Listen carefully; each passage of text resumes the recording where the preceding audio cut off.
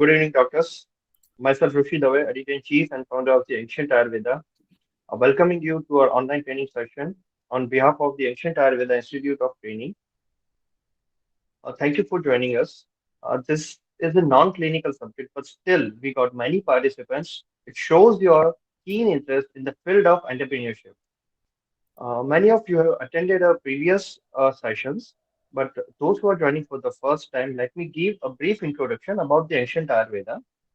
In year 2020, firstly, the Ancient Ayurveda came in existence with the Ayurveda magazine, and now we are having five ventures under it. The Ancient Ayurveda is publishing bi-monthly Ayurveda magazine. I'm very glad to share with you, we are having more than 27 lakh circulation across India, UAE, USA, Qatar, and few other countries. We had conducted many talk shows and webinars also.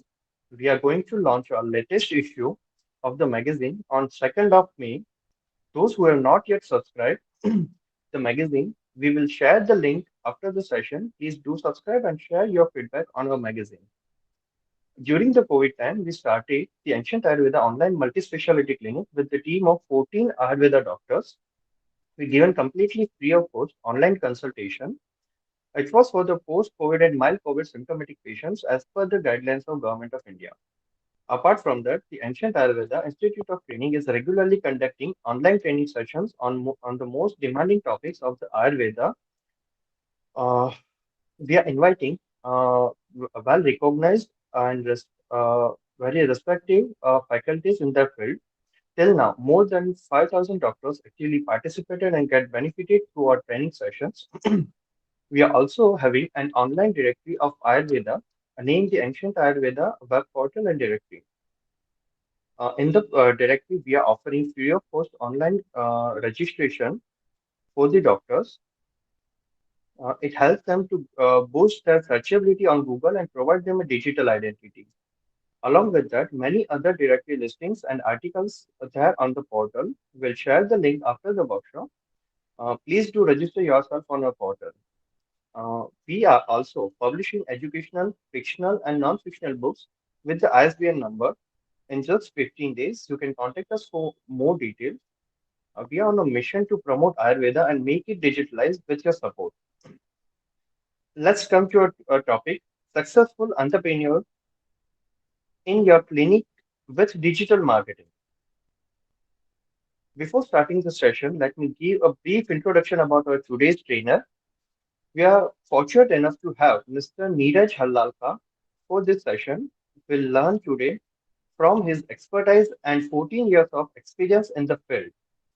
Neeraj Hallalka is the co-founder and CEO of Edubrance Education Ventures Private Limited. Edubrance is an online career assistance and learning platform that assists students to explore, realize, and achieve their true potential. He was co-founder of Jolly Food Fellow, where he helped his company garner 100 crore video views, Facebook Partner Program, and Instagram Verified Profile in 2016. It was featured in top 50 startups of India in Coffee Table Book in Vibrant Gujarat Summit. He has been a visiting faculty for digital marketing at several top institutions of India like NID, NI, MCJ, Narsi Monji Institute of Management Studies, Indian School of Business, etc. And he was a digital promoter of Ayush Ministry when it was established. He is the passionate learner. His skill sets include creative, original, and strategic thinking. His specialties are technology in education, digital marketing, media and advertisement, and branding and promotion. His aim is to constantly raise the bar after achieving set targets, concurrently create simple path to reach great milestones. On behalf of the Ancient Ayurveda and all the doctors, I'm very thankful to Mr. Neeraj sir for sparing his valuable time for this online session. I'd like to welcome and requesting Neeraj sir to enlighten us by sharing his valuable knowledge with us. Welcome, Neeraj sir. Thank you so much, Rishi Bhai, for this very warm and illustrious kind of welcome. It's rare to see such kind of preparation, but thrilled to be here amongst all doctor friends. So I've had the privilege, as you mentioned, in working with the Ministry of Ayush, where we used to do trainings with various stakeholders of the Ayush Ministry, and was fortunate enough to work with a lot of very senior doctors, some PhDs as well. And we were on a mission to help Ministry of Ayush come forward as the best ways of having a healthy lifestyle. So brings me back to those days, and looking forward to, like, I generally do a little bit of interactive sessions. So we'll open it for some questions and answers whenever we feel during the course of the presentation. And it's wonderful to know, Rishi bhai, that you have already done more than 27 lakhs circulation you have, which is fantastic. And I think you also mentioned that more than 5,000 plus doctors have already benefited from the various training programs. And I cannot stress enough that this is something which is highly essential, because we live in a world, we call it the VUCA world, VUCA world. That's another training, but in that world where there's so much of vulnerability, so much of unrest, uncertainty, I think knowledge and upskilling yourself, that is something which is very essential. I'm very glad that uh, there are so many doctor friends who are listening patiently, and we'll have 1 hour, 50 minutes, and we'll try and make it interactive during this session. Yes, Rushibai. How do you want me to proceed further now, Rushibai? Sure, sir. Stopping my screen sharing, and I'll request everyone, if you have any question during the session, just drop your question in the chat box. We'll consider it. And if you have any question you want to ask directly to Neeraj sir, then you can raise your hand. We'll allow you to ask your question, if possible, in during the session or after the session. At the end of the session, we'll also have a question answer session. Okay. Thank you. It's over to you, sir. Okay, so I'll be sharing my screen now for the benefit of the audience here. Yes, sir.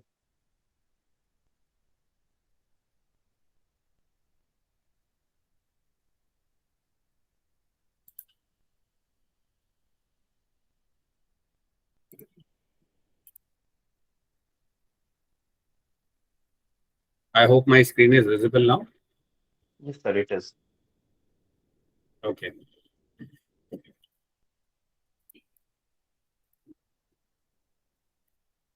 Yeah, so I think we've already covered what's going to come up for you all, and looking forward to have some really good learning, understanding, and knowing more about entrepreneurship. So I'll just take you quickly through what we are going to cover in this. You've already received it across the messaging which was done before the event. But just to give you a quick recap of what we are going to do in the next almost 1 hour, 50 minutes. So we are going to talk about new age digital entrepreneurship. Basically, new age entrepreneurship, which is basically digital. We are also going to look at some of the very key concepts of digital, which is scale and virality. And they form the very key of what digital actually is. So we'll cover that in some time from now. We'll also talk about why entrepreneurship is not just profit. And so business is synonym with profit, but entrepreneurship is not. So, and we'll cover that why. And it makes a lot of relevance because we are amidst the healthcare segment, doctors, people who have a lot more values than just profit. And we look at some of the opportunities in the healthcare in the digital world. And finally, we'll talk about whether we have to be there or not to be there. Like, it's basically the question of the way Shakespeare had put it, to be or not to be. So we are going to think about whether doctors need to be or not to be on social media or the various digital platforms which are available today. Yeah. Okay. So moving forward to the first part of this, new age entrepreneurship is digital. So in this statement, I think all of you relate to this statement already. It's not something now that we have to talk a lot about it, but I'll just bifurcate it into two parts. So first of all, I'd like to know what is new age entrepreneurship, and then we'll cover the digital entrepreneurship side. Right? For me, actually, this is something like a riddle for you, because not a riddle, but it is like over stressing, because I believe the new age entrepreneurship and digital entrepreneurship is the same. That's what my core belief is, and I strongly believe that any new age entrepreneurship, no matter what you're doing, in whatever sector, segment, what kind of services you're providing, if you want to be an entrepreneur in the current era, in the new age, you have to go digital. There's no reason not to. And we have, as I said, one segment of being social. So social is a part of being digital, but there's no ways in which you cannot be digital today. I'll give you a very simple reason for that. How is this event happening today?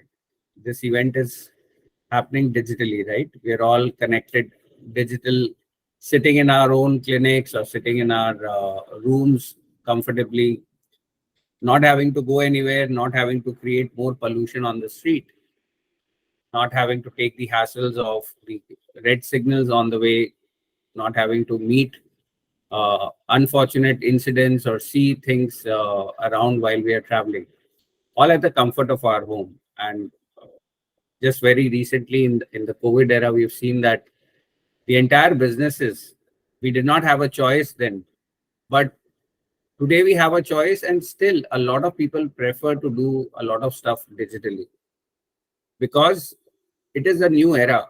It is like, if I had to do 3 meetings today on a Sunday, it would not be possible to do all my meetings physically, because coordination of that. And how would I even set my meetings? Like I would not carry my diary. Earlier I used to, but now everything is on a Google Calendar or stuff like that. So the point here is, according to me, new age entrepreneurship and digital entrepreneurship are the same. If you want to be a new age entrepreneur, you have to be digital, right? So we look at basically what is new age entrepreneurship, and why do we call it new age? So what is the old age? So rather than calling it old age or something, we call it traditional mindset, or the entrepreneurship which was done before the adoption of the mass adoption of digital world. Before everything came on this digital world, there was a way to do entrepreneurship. There was a way to do business. So why this difference today? Whether it is running your clinic, whether it is ordering food from a place, what has been the key differences? I think if some of you want to kind of write a few things which you feel is different, because I'm sure you're all already aware of a lot of things. So why are we having a training then, if you're already aware of a lot of things? Sometimes it is not that you learn new things, right? It's not always necessary in learning process to learn new things. Sometimes learning is also a way of reminding yourself of what you know and what you have learned earlier, and maybe giving your mind that refreshment, or that refresher course, that yes, oh yes, I had forgotten this, oh yes, it is important to me. Sometimes learning also creates also becomes like a nudge for you. It is a nudge for you to take some action. You may already know a lot of things. You know that, okay, having a healthy lifestyle is very good, doing yoga every day is very good, but maybe an unfortunate incident reminds you sometimes that it's time to do it. Sometimes it is some well-wishers or friends, and more than often it is training sessions like these, where you are with that positive mindset and you are looking to do something in the positive direction. That is probably the reason why a lot of learning sessions end up in you doing things which you have been planning or deferring for a long time, but not taking action. So I wish all of you who are listening to this session today actually go out and take some action on whatever we are discussing. So then it does not become just a mundane lecture, but if you start to make your notes, if you start to write on a piece of paper, yes, Neeraj, I already knew this, but now I'm going to do it, right? So what according to you has been some of the key differentiation according to you? What is the difference between traditional and new age entrepreneurship? If somebody wants to speak up, that's also fine. But I would love to have some messages on the chat here, just to understand if people have just logged in or they are also listening well.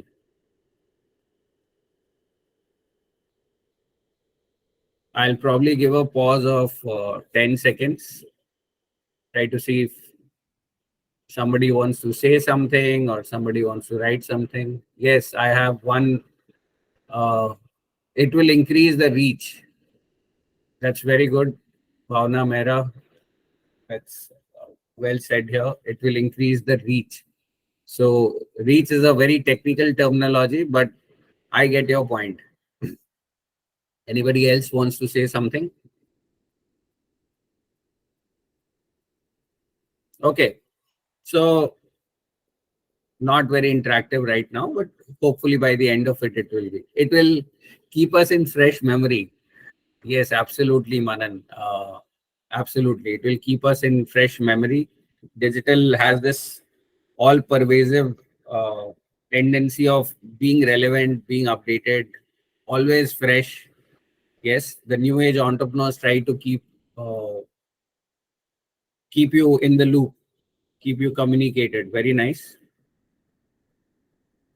Okay, so I'll just give you some of the pointers which I have noted in case somebody wants to add a few more pointers after what I say. You can feel free to do that because Bhavna and Manan have already mentioned some very good pointers here. So if you look at the traditional entrepreneurship, right, the traditional entrepreneurship versus the new age entrepreneurship. The traditional entrepreneurship was primarily two things: buy and sell and time selling.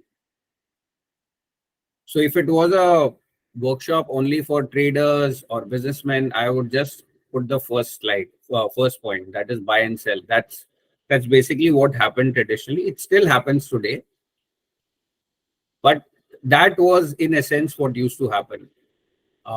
Even in case of clinics, in case of doctors, what you're actually doing is time selling, right? Or maybe if I want to put it a little more diplomatically, I would say others access your time, and that's the business aspect of it, right? Since we are talking about entrepreneurship and businesses, and we're talking about traditional versus new age, money is one of the definitely important criteria here. And if you're just discussing with somebody without a monetary consideration, that is not really in the field of professionalism, right? We have to be a little more practical and accept that. However, traditional entrepreneurship used to just focus on time selling and buy and sell, right? A lot of people did not bother too much beyond that. I'm not saying everybody, this is not the usual thing, but that is what happened in the traditional kind of entrepreneurship. Entrepreneurship has always been costly. Even today it is, but yes, traditional entrepreneurship had a very high starting cost. So if you wanted to set up your clinic, your own clinic, what you had to do was rent a space, maybe not buy necessarily, but yes, rent a space. That would, for you have to give advance for a couple of weeks, couple of months. In Mumbai, if you are there, like if you have set up some advanced places, it goes up to sometimes crazy 6 months, 11 months kind of advance they ask you. Setting up a clinic can be really difficult, or setting up any business or setting up any professional practice. You will need infrastructure. You will need one or two people to assist you. to take the appointments and stuff like that. You will need to have a decor where patients will be comfortable to come. In case you are doing some medicine selling, or in case you are providing medicines on from a store, or in case you are a researcher who's looking to publish something, all this heavy setup was required in one or the other ways. Okay? So I think the cost was one big factor in the traditional entrepreneurship. I already gave you a glimpse of this word, lacks virality. We'll discuss that in some time. Just one, now coming to the new age entrepreneurship side, right? Of course, you've already got on the left side, so you know what's going to come on the right side. But this is a very simple process for new age entrepreneurship. It does not happen without trust. Whereas in the traditional, if the trust was established generally by the setup cost. So if you had a very bad looking setup cost, yes, we've got some more comments here. Balaji has given one comment, and Bhavna has given another comment. To know the trend, it's a capex light model. Yes, absolutely.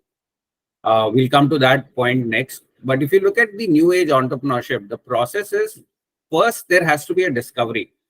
So in the earlier, the traditional models, how did the discovery happen? How did somebody know that you have a clinic? How did somebody know there is some researcher who is there and available at this building and sitting here? How did somebody know that so-and-so person can help me with some Ayurvedic treatment? That used to happen through primarily one thing, which was word of mouth. Your patients who had good service from you, your friends who wanted to promote you, your family members who had some network, some close networks, they were the ones who said, why don't you go to Bhavna?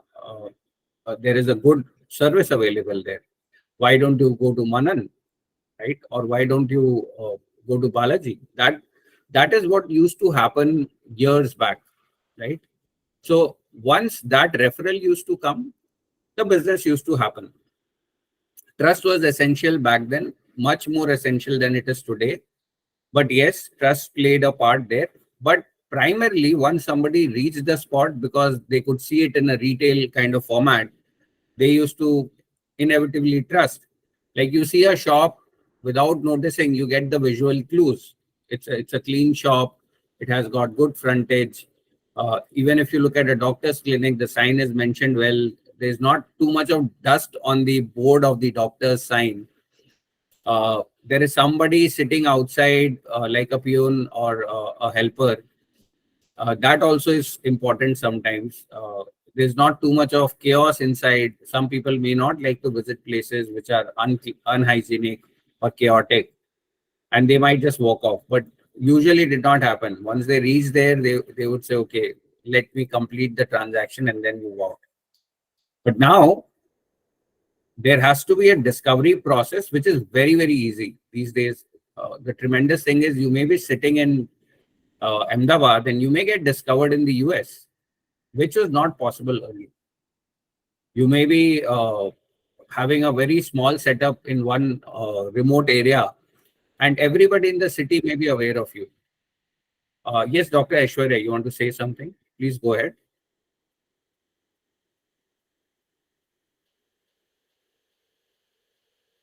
We'll just wait for a couple of seconds, Dr. Aishwarya, if you can speak up.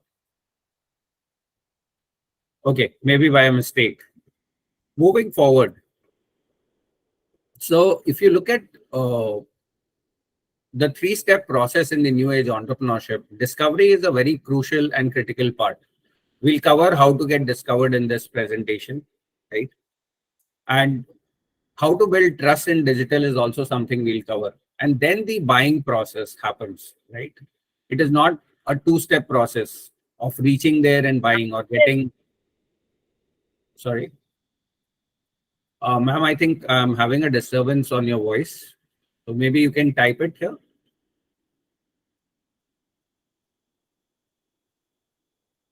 Okay. If you look at time selling versus brand selling, in the traditional entrepreneurship, it was usually time selling, right? Because you are there, because you have reached there, there was a high chance of you converting and utilizing your time. Today, even like you may be available as a doctor, or you may be available as a practitioner, or you may be available as a researcher. Not necessarily that time will be sold.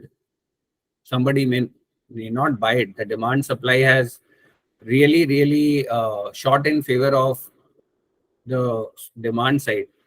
So every professional today, whether it is a doctor, whether it is a researcher, whether it is a shopkeeper, whether it is somebody providing goods or services, unless there is a brand associated with that service or product, it's become really difficult to sell. It's become really difficult to give your valuable services which you really want to. In spite of your wanting to help somebody, it does not happen, right? That's something which is a very new phenomena. Although it may sound very simple and it may sound very easy, but brand building is a tough exercise, and it is an essential exercise on the digital side, on the new entrepreneurial side. Not necessarily digital. This applies to the new age entrepreneurship, whether it is digital or not digital. But brand selling has become one of the musts. Why I say low cost in digital means I think you're all aware of that, but I'll just stress a couple of pointers. If you take up a 500 square feet place, and then you want to do some marketing or advertising in the traditional models, a simple hoarding costs not less than 50,000. If you're doing flyer distribution, it may cost a little less, but if you distribute 100 flyers, you'll have to have an extremely good flyer distribution guy who would understand who's likely to get sick or who's likely to need your services. And that paper is actually lost. There's no way to retain that paper. Maybe after a week, it has gone to the pastiwala, right? If you look at any other ways of reaching out to people, they were really costly and mostly ineffective. So we'll cover that bit in the marketing section for us, in the opportunities in healthcare section. So where we'll discuss the opportunities. But in a nutshell, this is what, of course, the viral ability is something I'll cover in the next section, just after this, where we talk about scale and virality. So in a sense, there is a new age entrepreneurship, which is very different from the traditional entrepreneurship. The soft parts remain the same. You have to be genuine. You have to have a great intent. You have to know your subject well. These are what I call the hygiene things for being a doctor or being a medical professional, healthcare professional, somebody into research or giving services. What you should be doing is basic hygiene. That is something which I think you've covered in your journey of becoming a medical practitioner or a researcher. What we are going to talk about is the business aspect or the entrepreneurial aspect of it today, right? That is where I'm trying to highlight these key differences. So once you get this feeling inside your head very clearly, I'm just trying to get you soak into the feeling that digital entrepreneurship or new age entrepreneurship is different from the traditional ways of thinking. And that is where I want you to be a little more fertile in your head, in your mind, to be ready for it. Yes, Asha, I think we can take something here. Maybe if you can speak up, unmute your mic and speak up, Asha.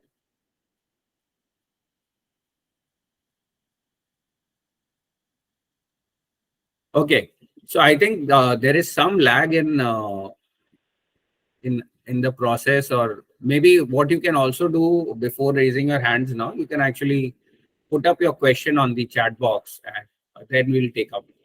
Okay, let's move forward, because I think we've already spent close to 30 minutes in setting you up for what's up. So let's move to the next exciting part of this presentation, which is more about virality and scale. Okay, so I want people to write what they feel is scale and what they feel is virality. We've all heard of these two terms. that company has scaled up, this company has scaled up. In case of funding, anybody is looking for funding, this term usually comes up. You can scale, you cannot scale. So entrepreneurship in startup world, it's very synonymous. Scale is one of the very big buzzwords. Let's say you're practicing, you have a clinic, or you are into some research. What is scale according to you in your profession?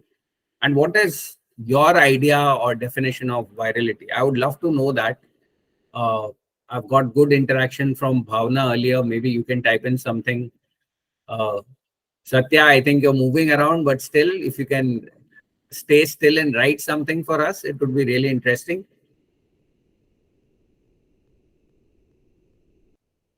What is your idea of scale? What is your idea of virality?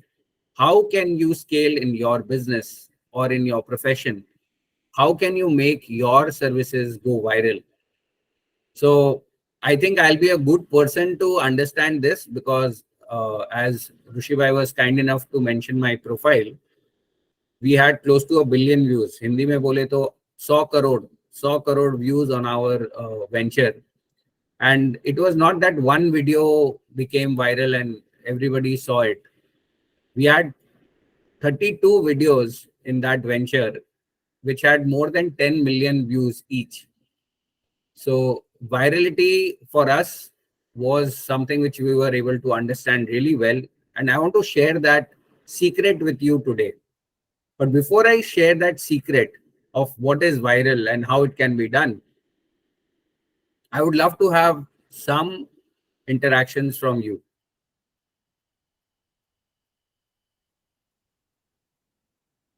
Scaling, Dr. Vandana is mentioning, scaling refers to catering more and more people at a given point of time.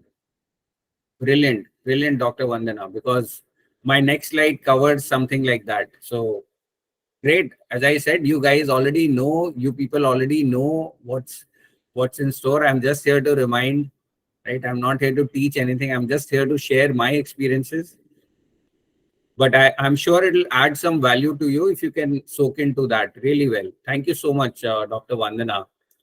So I'll just quickly give you my idea of scale and virality. As Dr. Vandana mentioned, growth against time. So growth as a natural process is fine. If you are growing old, are you scaling? Right? If you are growing naturally, are you scaling? If a tree is growing naturally, is it scaling up? If one person is building one small house in the entire lifetime, is that person scaling up? If one person sets up one clinic for the entire lifetime and takes 30 years to do that, is it scaling up? If one person does one research in the entire lifetime, it may be a very significant research and it reaches to, let's say, 200, 300 people, the people he or she knows. Is it scalable? So according to me, the scale comes when there is growth and it is against the definition of standard time. So if earlier we used to have somebody set up one clinic in an entire lifetime, if people can do maybe one clinic in 3 years and the next one in 6 years and the next 5 clinics in 10 years, that's where you're scaling up, right? Not necessarily having millions and billions of those numbers, but scaling up is when the natural process which used to be there, if you can manage to replicate that in lesser time. So the equation has to be 2 plus 2 is not equal to 4. The equation in scale is always 2 plus 2 is something greater than 4. That is when you have scalability. The natural process of time is defeated or is conquered. That is when scale is achieved, right?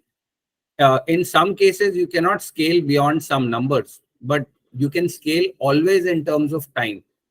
So if you can reduce the time to do anything in your business, if you are looking at one patient in half an hour with all the same kind of honesty and sincerity, If you can somehow find a process where you can give the equal or better delivery to that same patient in, let's say, 20 minutes, because you have something which helps you to do that, that 10 minutes helps you scale 50% in a day. You may not realize it, but that 10 minutes actually helps you scale 50% in a day. So that those are the kind of things you have to look at your profession, your business from. How do you scale? And one simple way of answering that is, how can you grow against time? How can you bring in growth against time? One another definition of scale is the competitive advantage. Just to give you an example, today a Reliance store gives you a lot of vegetables at a lot lower prices because they have the competitive advantage of scale. A vendor who is supplying to a Reliance store, or in your case, a Dr. Vaidya's may be giving the medicine. I'm not going to the quality or anything. I'm sure all of you, some of you may want to say that we give better services than these brands, or we give better quality than these brands. But for a similar experience to the customer, where the pricing also matters, the sourcing, the scale is where the sourcing and the cost advantage is where people actually have that advantage of competition against competition. And that is where scale is achieved, right? While you start cribbing and saying that they are not doing fair things and they are doing all this, they are already scaling. By the time you have put some thoughts on how to crib about it to 10 other people, they've already opened 10 more stores. They've already scaled. They've brought more competitive advantage to them, right? So if your business, you're looking to scale, if your venture, if your clinical practice, you're looking to scale, how do you, one, beat time or make your time more productive? And how do you have a competitive advantage? It can be through stellar services alone, no, not necessarily pricing. It can be through a service which nobody else offers. We'll come to bits of that in the marketing segment as well. So what helps to scale? According to me, the number one thing which can help you to scale is process.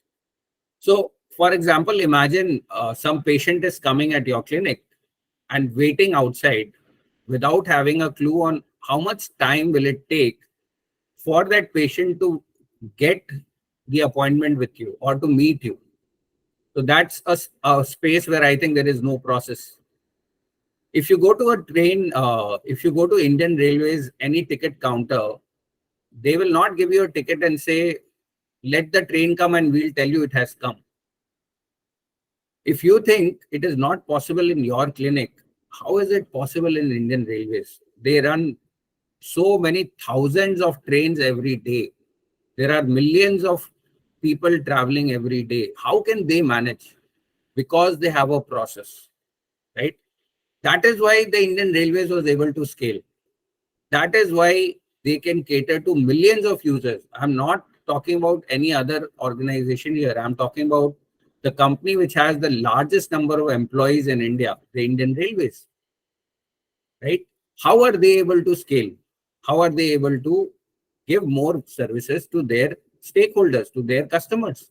Because they have processes in place, right?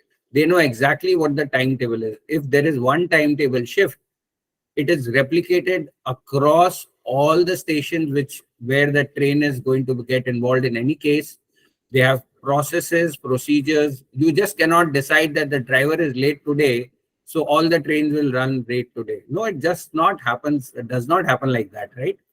So that is where large organizations come into picture. I'm just giving you an example of something which is able to scale. If you look at some of the largest corporate hospitals, whether it is Apollo, or whether it is like Hridayalaya, all these large chains, multi-speciality hospitals, they have processes, systems in place. If that person who was sitting in the reception is not there today, a patient would not even notice, because they have a process of what happens if the receptionist does not come up today. Do you have that process?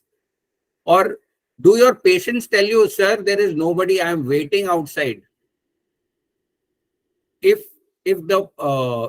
if you are late for opening your shop where you are selling your Ayurvedic products, what is the process? How do you inform your patients who are supposed to come? Do you even know your patients are supposed to come today to collect medicines? Do you have that process in place? So that is where, don't give this excuse to yourself that yes, it does not matter. In my case, I'm a very small practice, I have a very small clinic, or I have a very small research. You have a small research, you have a small clinic, you have a small practice because you do not believe in processes.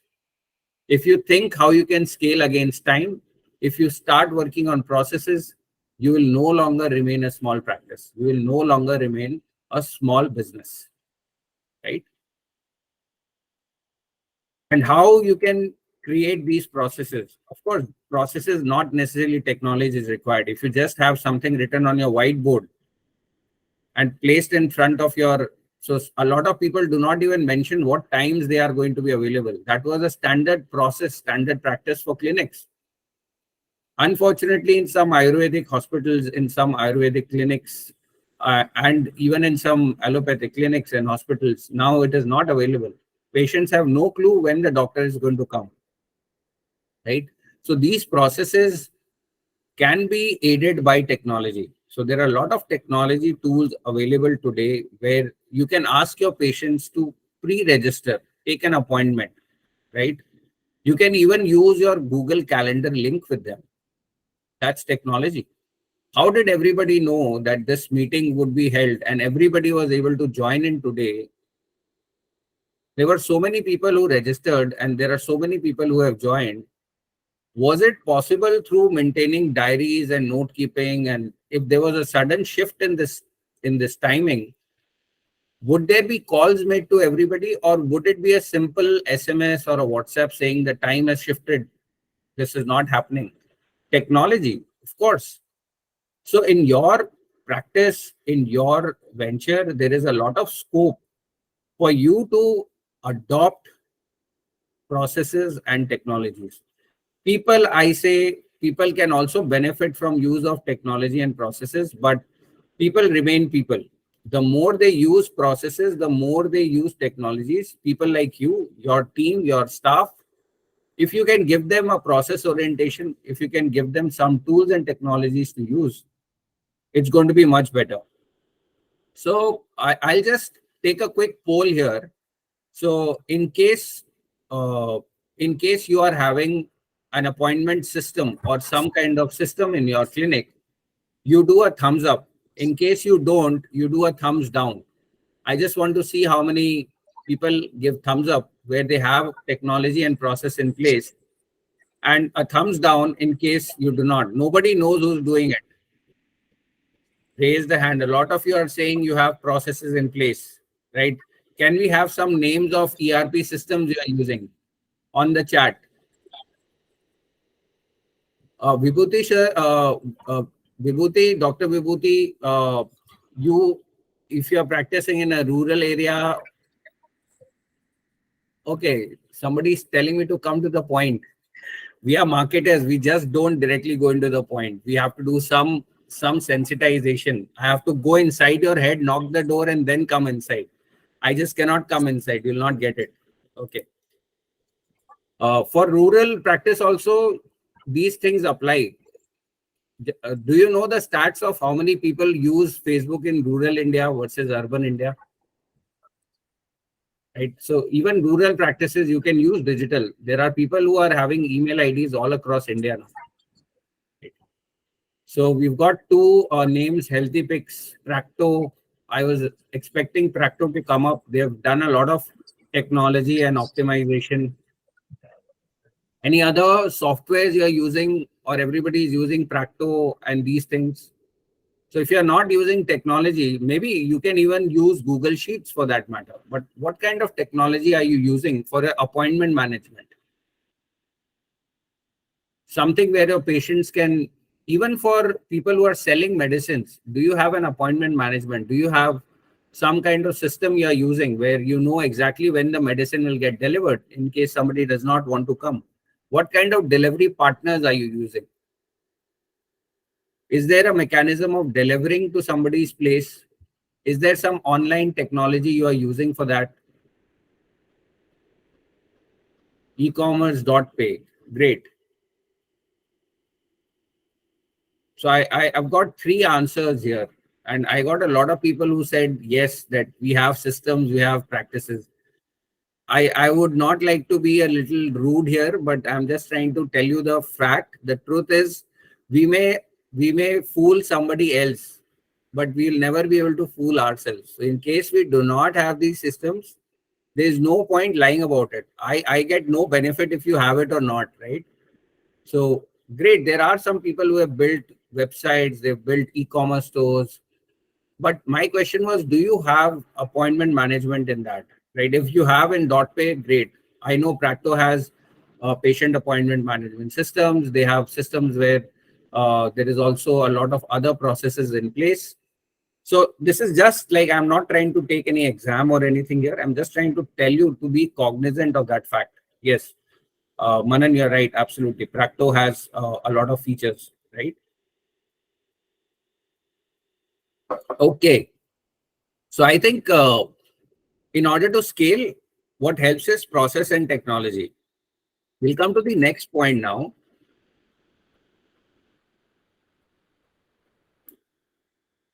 So how do you get virality? I'll share some of my experiences here of how we, first of all, we'll just talk about what is virality. I think virality is basically unaccounted growth. And growth is a race against time, right? So if you are able to get growth and you have not accounted for it, you have not spent money for it, you have not done any additional marketing for it, you are not responsible for it, but maybe your customers are, maybe some media houses are, maybe some social media influencer is. That is where you get virality, where you are not doing that, but it is happening on its own. You think it is happening on its own, but yes, we can take that for an answer right now. The second point of what virality is, it is actually non-linear scale, right? So in virality, 2 into 2 is not 4, or 4 into 4 is not 16. In virality, 4 into 4 may suddenly become 24,000. It just happens, right? Because if one person is connected to 5,000 people or maybe 500 people on their social media account, and if they say something good about you, it does not go to 500 people. It can potentially go to 5 lakh people. Just one person sharing your view, something about you, something about your brand. So viral ability is something which is the most underrated thing for most businesses. And it is the most useful thing for a new age digital entrepreneur, whether it is a clinical practitioner or whether it is somebody who is selling medicines. The virality factor can come into your business anytime you want to, because it is not by chance. As I already mentioned, it is a process. How frequently do you post stuff on social media? How frequently, what is your process of virality, right? I'll just share a quick tip here. You think you put something on social media to promote your business or your practice, and people will get aware of it. Less than 1% of the people in your network are aware that you're posting something, right? That is something to do with the algorithms, because they are in the business of getting more money, and through paid advertisement is something where you get benefits. But there are hacks for it. So I'll give you 1 or 2 simple hacks. Whenever you put up your post on your personal groups with your friends, with your family, immediately share the link with them, either on WhatsApp or wherever they are active, and tell them to go there and like the page or like the post and comment on it. Or if possible, if it is something really valuable, even if 20 people share your post, just liking and commenting is not good enough. Even if 20 people share your post, so don't ask them to do it every time. Whenever you feel you've done something really good, really wonderful, take this extra effort of reaching out to them. So we had created groups of every member in our team, and they used to post in their family groups that the new video has come out. Why don't you please share it with your network? So we had to do this diligently for 3 to 4 months every time we released a video. And after that, our content, we started understanding what content people like. And then most of our videos went viral because we worked for it initially. Initially, we used to literally send personalized messages to every WhatsApp contact which we had, wherever we believed that the quality was good and it is something worth recommending. So we were into the food media. So we said, why don't you like this? This is a good place to visit, or this is a good recipe. You can try it at home. These are the kind of things. So in case of Ayurvedic practitioners, if you have a do it yourself kind of thing where you are telling them how to do it, how to make this, why don't you ask your family members? Why don't you ask your friends to share? That is one essential hack which can help you become viral. There's no other method. There is no other method. You have to first make the effort to make it viral. Otherwise, it will never go viral. Just by people clicking like, it will never go viral. They will have to share it. Of course, viral cannot happen if you go to doors and knock, and if you pass on leaflet. That leaflet is going to go inside the dustbin.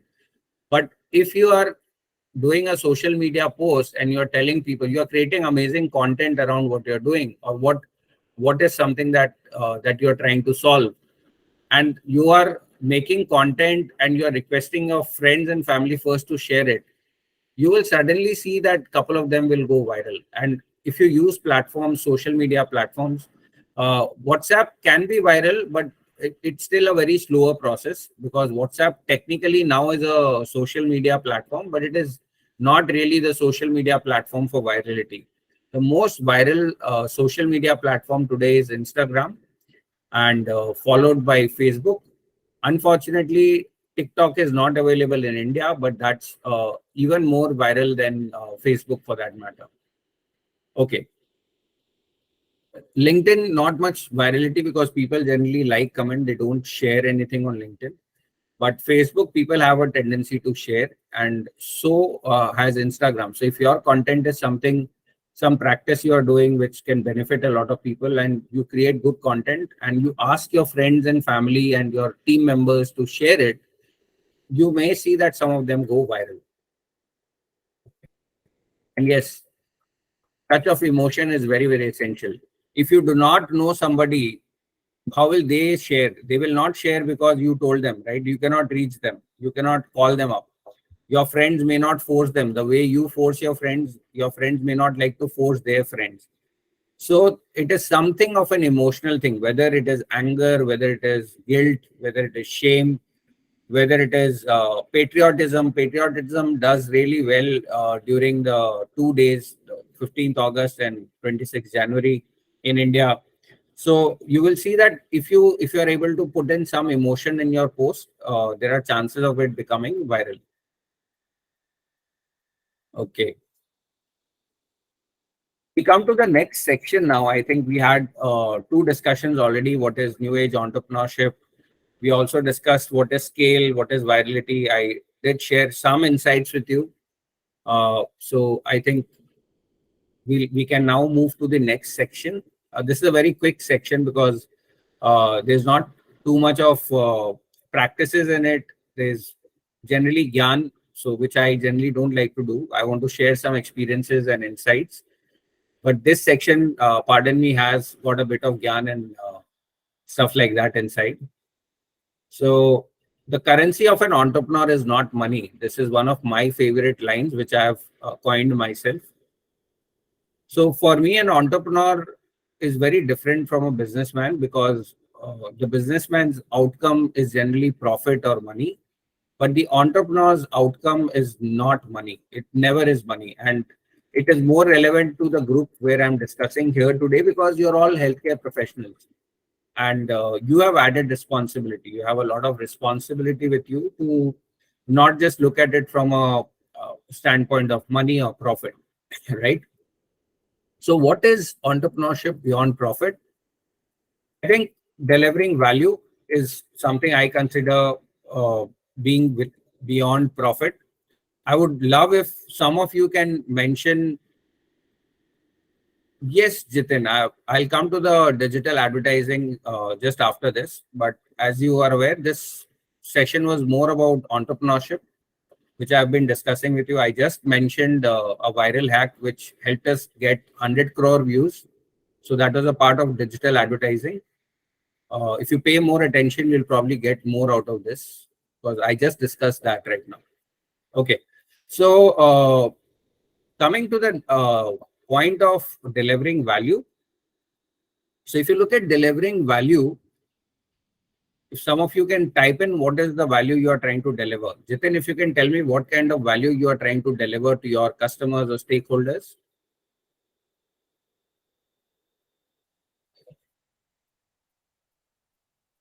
Besides the usual things, I sell medicines, or I do Ayurvedic training, or I do Ayurvedic. Those are not values, those are features, those are services. What is the values which you provide? Can you type something, Jitin, on what values you are giving to your customer?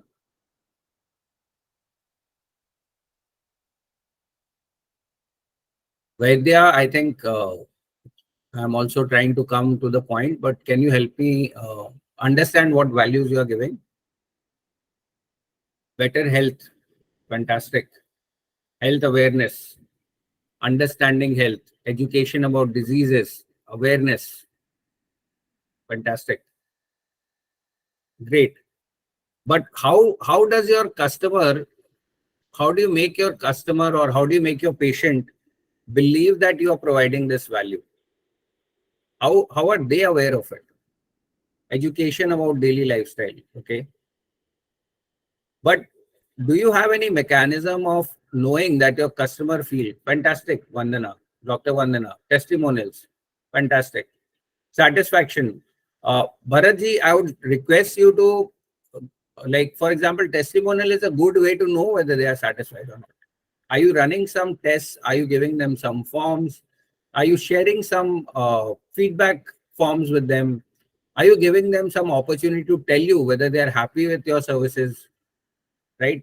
By creating trust, how do you know that the trust is created? Right? Feedbacks, fantastic. So testimonials, feedbacks. I'll give you one more very powerful tool. We have a QR code at the reception to give testimonials. Manan, that is fantastic. I think you are already a part of the digital world. Fantastic. So I think a lot of you can do this. I will give you one more very quick hack. Generally, we know that we get some referrals from our patients, right? We know that we have referrals from our patients. But do we have an organized way of telling we got 13% referrals last month, or out of the 100 new patients which have come in, how many came in through referrals? Do we have a single stat for that? Can people who are 100% aware correctly mention in the chat box what is the percentage of referrals they received in the last 30 days? What number of patients, or what number of people who purchase products on their store, or what number of people who bought some research material or subscribed to some research which you have published came out of referrals? Do you have any method of tracking that? Do you have a process? Are you using some technology? Manan, fantastic referral rate, 95% are referred. But how do you measure that? I'm very curious to know. 95% is like top class. But how do you measure that? How do you know that 95% of your customers, I ask who referred on every prescription? Okay. But I would still want you to kind of create maybe a small Excel sheet or a Google sheet. Fantastic. That I really appreciate you sharing so much with us. But I would still recommend you to, I'm sure you must have digitized your prescription, but do keep tracking that. So that's one very simple method. The testimonials, feedback are also available to public today, unfortunately, fortunately. But one thing, if you can track your referrals, how many referrals you are getting on a month-on-month basis, on a week-on-week basis, that is one practice I would recommend everybody here to take back home. Yeah. Fantastic. So value for me is getting more than expected. Small conveniences in the digital world. How do you get that? I'll show you a small one or two things in that. So, and you have to definitely serve with a smile. How do you do all this digitally? So I'll just quickly take you through an example of how you can serve with a smile digitally. We all know about Dr. Vaidya, so I'm taking an example from their website. So they could have just shown the gummies here, right? They could have just shown the product here with a full image of the product. When on digital, this is a very powerful image here because the product is, of course, displayed. There is a text around the gummies, right? The goodness of 40 Chyawanprash herbs and tasty, whatever. That text is there. But what the user relates to is the smile on the model's face, right? So in digital also, it is possible to serve with a smile. The kind of text you are using has to be less emphasized. The kind of photo image of your product has to be less emphasized. You have to work with emotions. You have to have some representation of a smile. So a lot of product sites which do well have these kind of things. And you don't necessarily need a model. If you are having 95% referrals, why don't you ask some of your customers to share their photographs, right? Maybe in some good quality. If they're really very passionate about you, about your brand, why is it that some Apple customer tells another customer who's looking for a machine to just buy Apple and nothing else? They are the brand evangelists. So can you make your patients your brand evangelists without being marketing, right? Fantastic. Again, when I said, how do you deliver value? Look at the first line above. Congrats, you are eligible for a free shipping. Did the customer even, like, if you go to Dr. Vaidya's now and you don't need to order, the customer did not even ask for it, right? Manan says you have a testimonial wall. Wow, that's fantastic. But that is, have you put it on social media?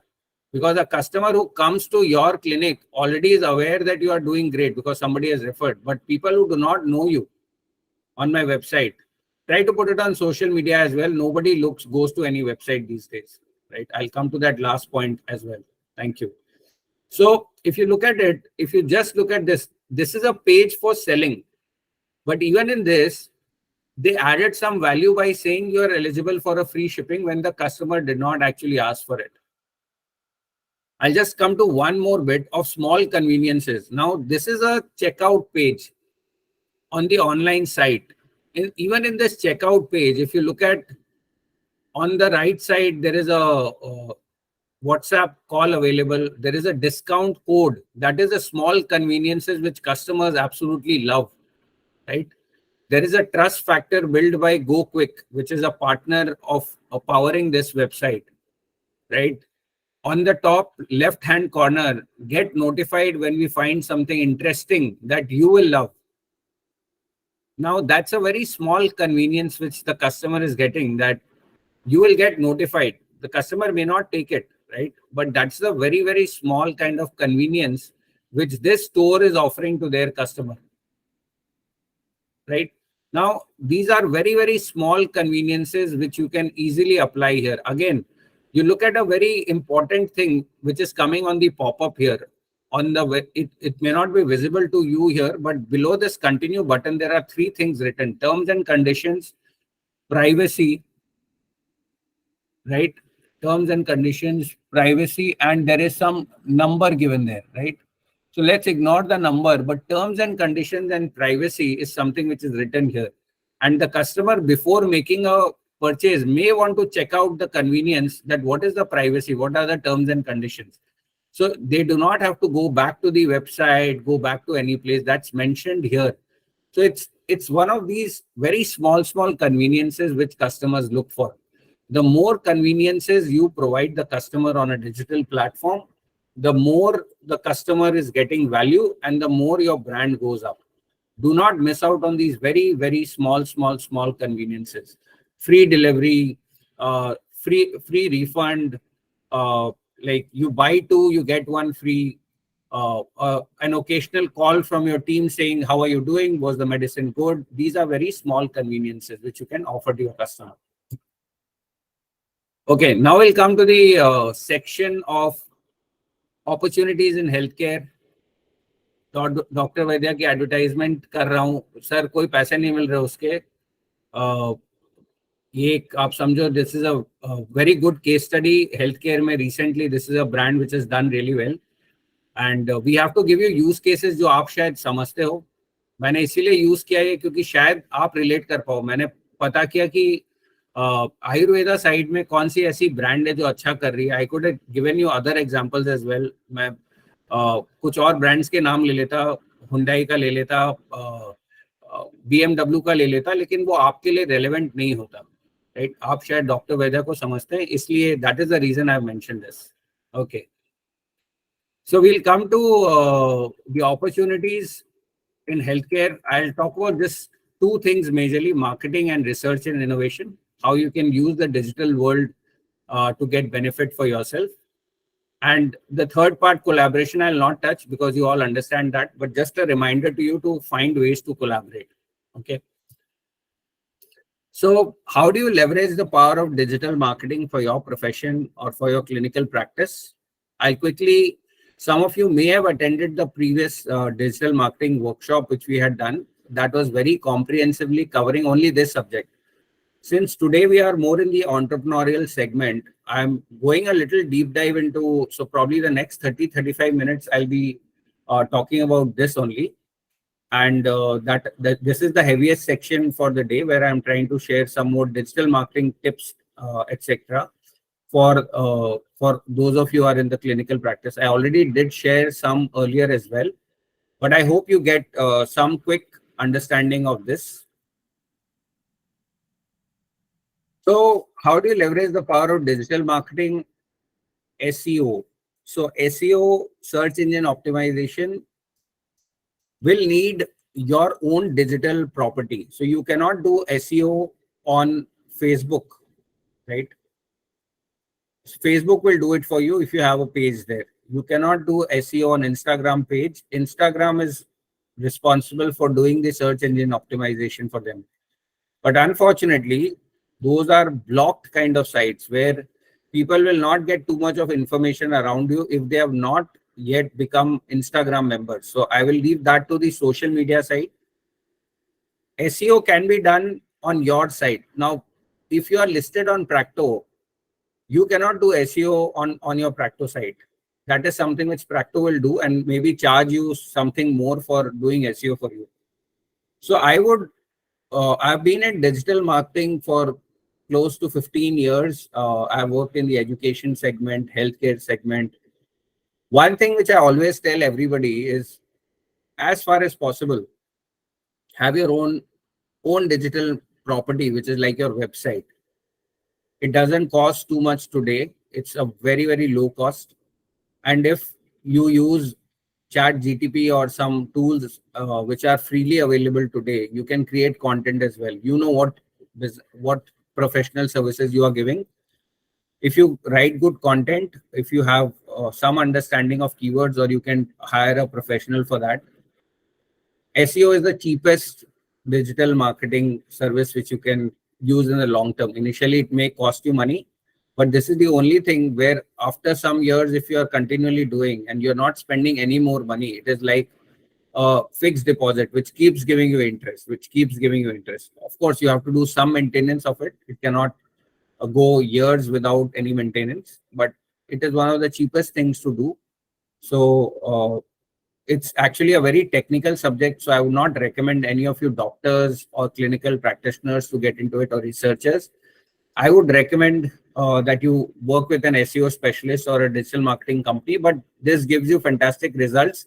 Not in the first 3 months, not in the first 6 months, but if you continue doing it for a couple of years, it is one of the most ROI thing, return on investment, best return on investment you will get from your SEO practices. So this is something I can say as a teacher. I've taught in many schools, and I've seen some of the reports of websites which have which we are also managing for many years. I don't do any further websites or these kind of stuff anymore because I'm more focused on my startup. But I would strongly advise you people to create your own website, have a digital presence which is under your control, where nobody tells you you cannot post this or your account has been blocked or you are not supposed to do this. Anything you want to do on your website, you are free to do that, right? Unless it is not illegal by by rules of the government. But I think otherwise, whatever other social media platforms you are on, there are so many tools which you can use on your website.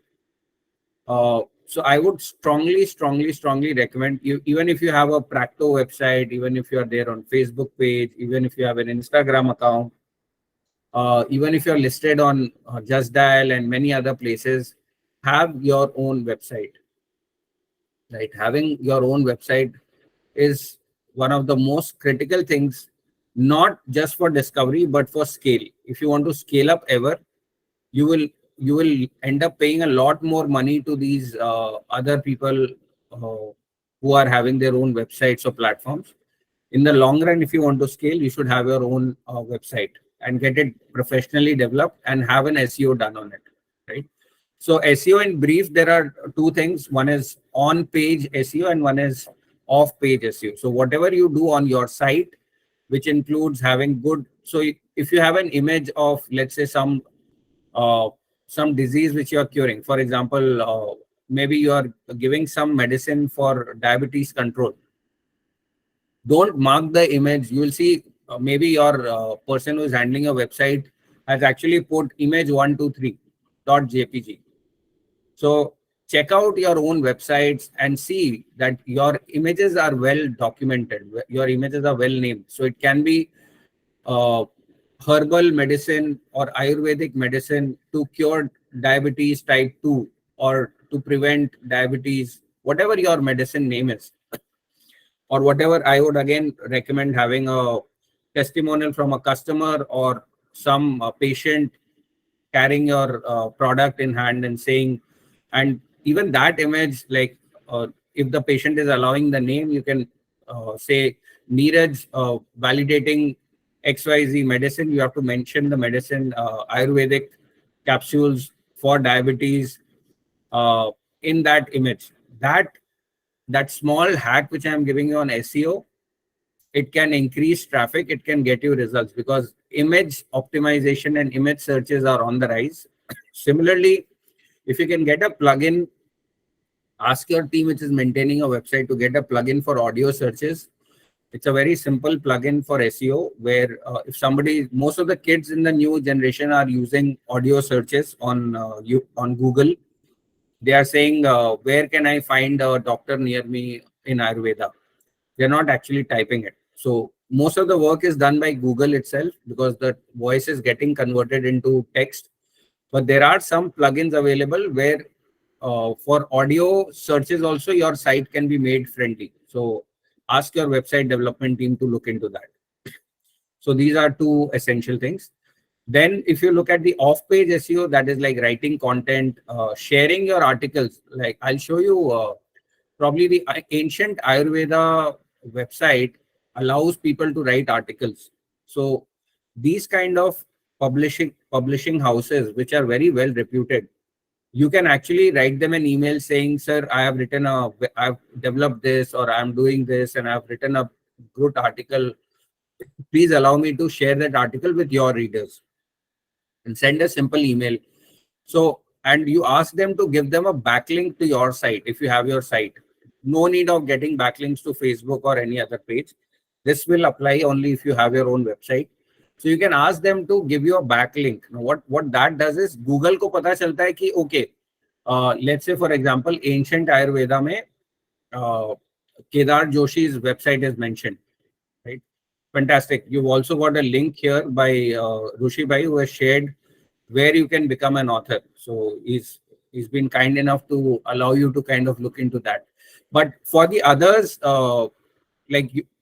I hope Ancient Ayurveda also gives you backlinks, especially for good content. They may not allow good any content which does not have great value for their readers to be redirected to some other site. So nobody should allow their viewers to go to any other site. It's very difficult to get a viewer on your site.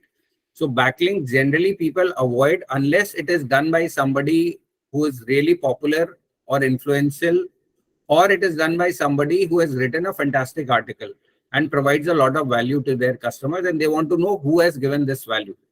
So whenever you're looking for articles, blogging outside, let's say even if you write a blog on WordPress or blog post or these blog sites, have a link to your website.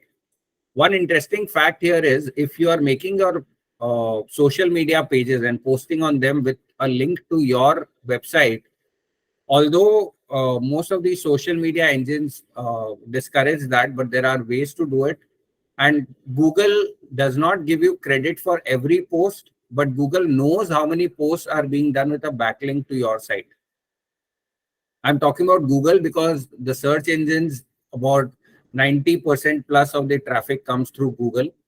Though Bing now is supposed to catch up with their new feature of the artificial intelligence of ChatGPT integrated with them, the OpenAI integration they have done. But I still feel Google is still the number one in terms of search engine. So try and ask your technical team to work on the search engine optimization. Social media, I think you are all experts here, but having a regular posting schedule works really well on social media. You cannot post once and then forget it for the next 2 months. An ideal duration is you post every week 2 times, right? Not necessarily about your product, not necessarily selling something which is relevant to your audience. 2 times, जैसे आप अपने patients को बोलते हो ना, दिन में 2 बार दवाई लेने का, early morning and late evening. So similarly, you are prescribed from Dr. Neeraj to do a social media post 2 times a week, right? And preferably in a timing which you generally do. Don't change your timing also. They say you are saying subah after food. I would say early mornings do really well, 9:30 if you can do a post, because most people are on their way to office and they want to check their social media profiles. As soon as they reach the reception of their office, people have this habit of checking their social media profile, which is generally between 9:30 to 10:30. So if you have a post during that time, it does really well. Another peak time is to post is evening 5 o'clock. So, and the 2 most preferred days are Fridays and Saturdays. If you cannot do on Saturdays, then Thursdays and Fridays. Early week, people are not very interested in, because you are not like providing them entertainment. So posts which are around health, posts which are around nutrition, posts which are around hygiene, these posts do really well just near the weekend. So Friday, Saturday is the best time. But if you cannot do it on Saturday, then morning 9:30 to 10:30 and evening around 4:30 to 5:30 and 2 times a week. I hope you got that prescription from Dr. Neeraj. Okay. And what to post on social media, we have a few slides on the content side, so I'll probably cover that there. Okay. Email and mobile marketing. Now, again, when I say email marketing, if you do not have a database, do not try to send emails to databases which you have not created. A good way to create databases is to have some good content on your website and ask people to subscribe to your newsletter or to your content so that they know that this content is coming back. Or you can also do something which we call a content fencing.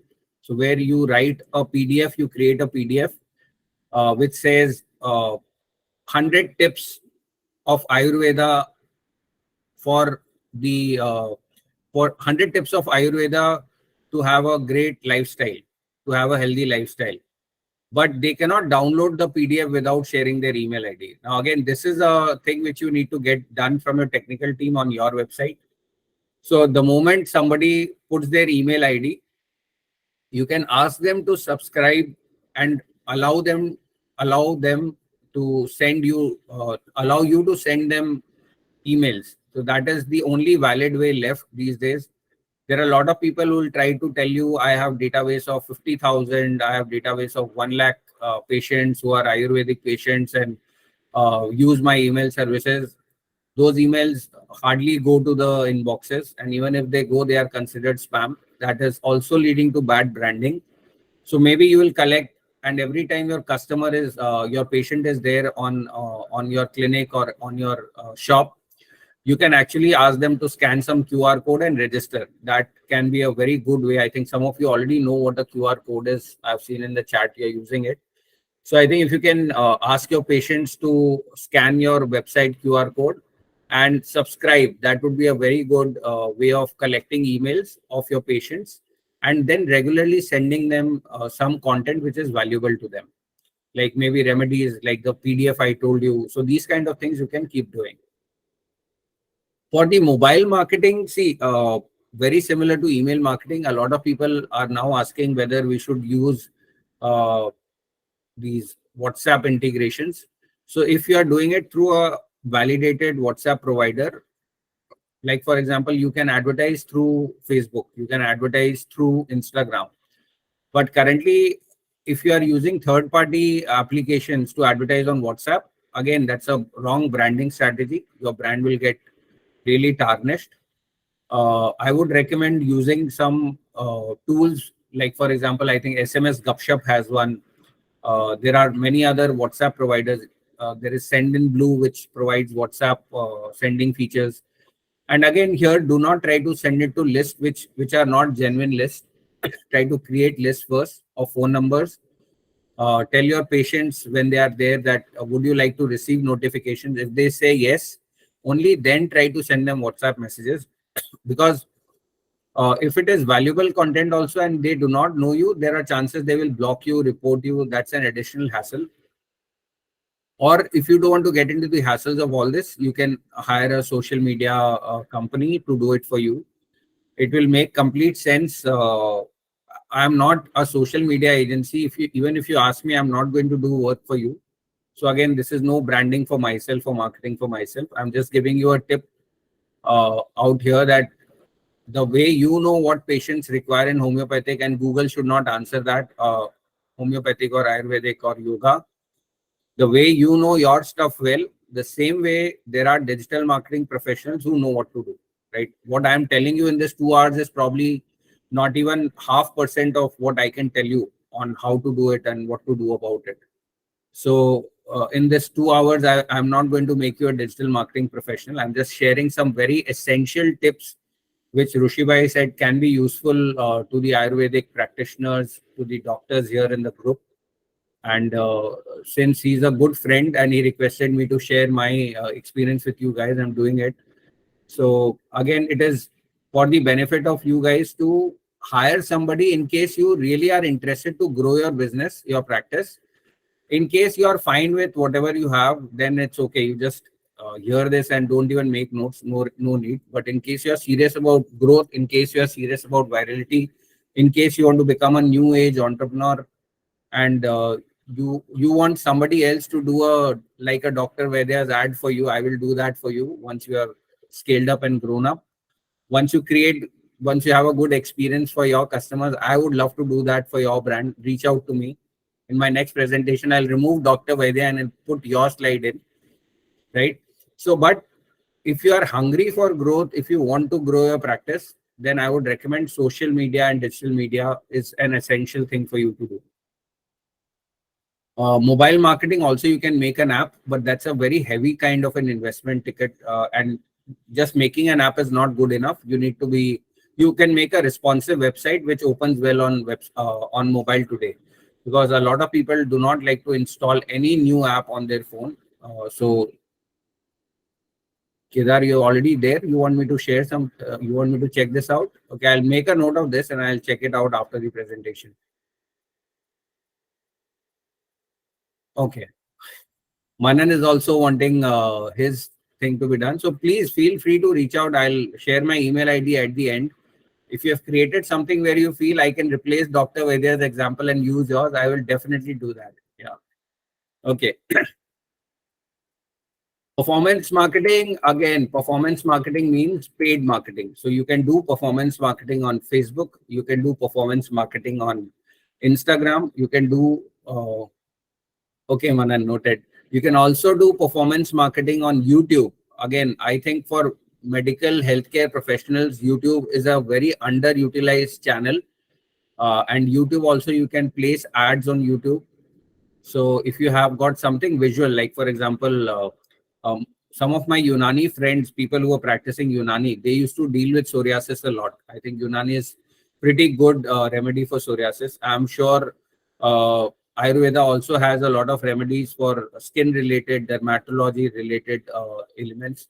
So if you can create some, maybe you don't need to show the patient's face in that case, but you can create some before after videos, or you can create some process videos where it actually helps for somebody to understand how to apply, how to use, how to make care. So it cannot be for something which is internal, very difficult to create videos around that. But if you are dealing with some research, if you've got medicines which can be applied on the outer or like on the skin of the humans, uh, and you can show it. In some cases, you are not. It is very difficult in some cases where you're dealing with some things where you cannot show it on screen. But otherwise, you are recommended to use videos as well. So performance marketing, there is a terminology which you need to know. That is one essential terminology, especially if you are doing D2C. If you are selling, like Dr. Vaidyas would definitely know that what is their return on ad spend, ROAS bolte hain usko. I'll just type it out in the chat. It's called ROAS. If your digital marketing guy does not know what ROAS is, fire him, get another new digital marketing person. Return on ads spends. I'll not go too much details into that, but I'll just tell you that your ROS should be 3.5 times your spend. So if you're spending 100 rupees and you're getting orders worth 350 rupees, your ads are okay. You can continue doing ads. But if you're, and provided you also have that margin in place, generally this is a D2C standard. If somebody is selling directly to consumer, if you're spending 100 rupees on advertisement and you're getting sales of rupees 350 and the other costs can be taken care of, then you should continue to do ad spends. This takes into consideration that almost 30% of your cost is going on advertisement, 33% of your cost is going on the product, and 33% of your cost is going on the other things, right? All the other things. But in case the cost of your product is higher, but the marketing cost is lower, then this ROS needs to be even higher because your margin will not be there, right? So this is a very technical calculation, but I think most of you understand that in a very simple terminology, if you are spending 10,000 rupees on any platform, if you're getting good returns, that is, you're selling more, you're able to save in that selling. Just don't give Google and Facebook all your money, hard-earned money, where you think something will happen, but you're not making return out of it. So every single month you are spending, or every single week, in case of social media spends or ad spends, you can also add on do ads on Google. Sorry. I would recommend you to please check what kind of returns you're getting for your ad spends, and do not try to do ads yourself. A lot of times you will think there is a boost button available, so let me just do a boost and see what happens. Okay, you can do it as an experiment once, but if you are really serious about growing your business through paid ads, this is one place where you should not. Currently, there's a lot of complications in running an ad. There's so much of things that one needs to set up. So in order to do that and run it professionally, I would recommend again going for a professional in that case. Otherwise, doing a social media post, you can create with Canva. Doing an email, probably you can use your own Gmail ID, or you can buy some bulk SMS sending in case you want to send it to a large number of people. But like MailChimp is an excellent software, but it does not allow any spam kind of emails to go out. But in case you are seriously looking at growing your business very fast, You can also do a lot of online courses are available on how to do performance marketing. In case you really want to do it, I would recommend you to do at least the Google certification for ads, and even Facebook has a very good course, which is like free course on Facebook on how to do performance marketing on Facebook, right? So those are the kind of things which you can do for performance marketing. Okay. So these are the major four ways in which you can leverage the power of digital marketing for your profession. I'll just pause for a minute. If there are some questions, I can take up on the chat if you have any questions. Because we are in good shape. We are covering a lot of ground on marketing here. Anybody has any question which you think needs to be answered for you in this section? Because it's a little heavy section. So I'll Kedar, around what do you want me to explain?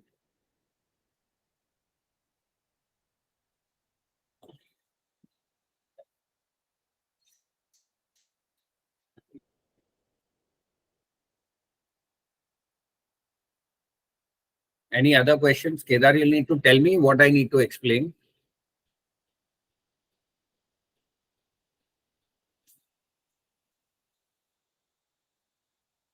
Okay, the digital marketing apps we can use other than Insta, FB, Mail, and LinkedIn. I think YouTube is also something which you can use. Also, another very important part in performance marketing is giving ads on your sector related. So, for example, if I'm into education, I would does Twitter really work? Twitter is more of an engagement platform, and for healthcare professionals, Twitter is not a recommended platform. Nobody looks for remedies for healthy living on Twitter. People may go out and crib that life is hell and there's so much of pollution. That is what they use Twitter for, or some very highly intellectually stimulating kind of conversation on Twitter, but not yet there for healthcare. More for journalism, authors, bookkeepers, those kind of things. Or maybe stocks are doing well on Twitter now, like fintech is also doing well, but not health tech. Healthcare, Twitter is not the recommended platform. What should be the initial level of budget one should set for marketing and branding? So I would say you start with a budget which does not pinch you for the next 6 months. So if you can, let's say, for example, hire an agency and tell them, here's 25,000 for 6 months. Of course, you need to monitor that every month. But below 25,000, there's no point of getting into any social media campaign activity budgeting, because at least 25,000 rupees a month is something, because at 20%, the guy who is managing this for you will take 5,000 rupees home, right? So what do you expect by paying somebody 5,000 rupees? If you have a budget of 50,000 rupees, then 10,000 rupees is something which the digital marketing guy will take. Some people get more crazy. They will probably charge you 30% or 40%, but then you will not get any value out of it then. So typically 25% of maximum, your agency should charge you 25% of whatever spend you have. So if you have a lakh rupee spend, the digital marketing should take 25,000 home and give you value for 75,000, which can be in terms of posts, in terms of ad spends, in terms of social media engagement. But 25,000 is a bare recommended thing to start for. For marketing and branding, yes, including. Is there any statutory requirements to comply with digital marketing in healthcare and wellness? There are a few things which your bodies will tell you. Social media has no bars on that. But let's say, for example, your professional association, the Ayurvedic or the Ministry of Ayush, or any of these constraints are there, then you'll have to adhere to that. There are no constraints on social media platforms or your own website as to what you can advertise or what you cannot. There are n number of like sites which are allowed to do whatever they want to, but they will have their policies. Some of the larger companies, they've created their own policies. Like Facebook has a policy of so you cannot do some discriminatory kind of, so like for some miracle kind of cures you cannot advertise or those kind of things. Otherwise, regular, there is no issues. What is the first step and budget needed for entrepreneur to set up social media? First step is, of course, to create our website, be present on all the social media, try and understand how SEO works or get a professional. As I just mentioned, create an email list, try to interact with your customers on email. And once you think you are ready, you can do some social media spends. 25,000 at least budget for social media and digital marketing. Below that, you will not get any value. 5-10,000 will just go waste. Digital listing verification, SEO optimization from doing. So these are optional things. Google listing verification is good because as a local business, you are searched like a doctor near me or a Ayurveda practice near me. That's a very good question, Kedar. So that's a part of the SEO optimization. Whoever is doing, they will try to get you on Google. There is a Google local business kind of thing, which is Google listing verification.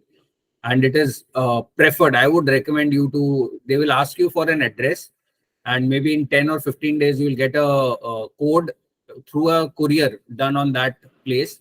And if you enter the right code, they will give you a QR code to scan. And if you enter the right code, your business is listed on Google as a local business. So you get some visibility on that. That's a very recommended thing. You don't need to spend money on that. Just go to Google local business listing, and the process is there. Easy process, right? How Manan is asking, how long does it take to see the ROS?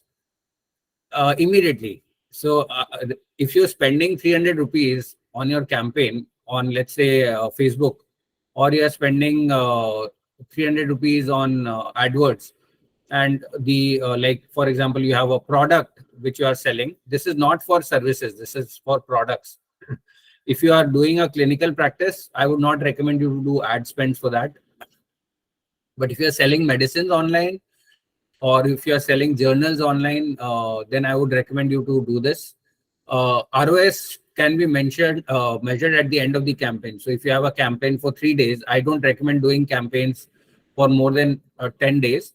But if you have a campaign which is running for 3-5 days, at the end of the campaign, see how much clicks you got, see what is the cost per click, see what is the return on ad spend. Most of the platforms are now giving you this metric. उसमें लिखा हुआ ही आता है कि आपका ROS क्या है, right? For each campaign, they will tell you. And overall, like, some campaigns may not perform well. Go try and see what you can change. But the ROS will be done at the end of the campaign. I do not recommend running 7 days से ज़्यादा का campaign मत run करो initially. और अगर एकदम first time कर रहे हो तो 2-3 दिन का ही campaign run करो and see what kind of ROS you're getting. So are you getting orders or not? Are you getting add to carts or not? If you have a e-commerce kind of a place. Now, how do you allocate fund? Let's say I have 1 lakh. How much for SEO? How much for ads?